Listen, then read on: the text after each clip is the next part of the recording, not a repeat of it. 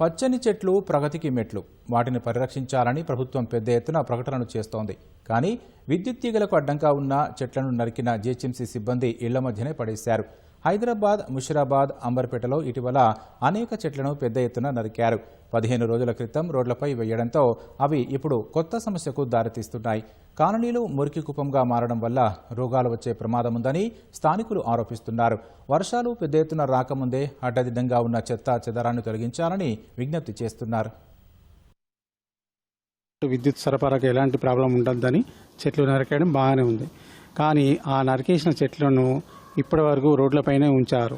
ఆ చెట్లను వెంటనే తీయకపోవడం వల్ల footpath problems, parking problems, traffic jam అవ్వడము ఇలాంటివన్నీ జరుగుతున్నాయి.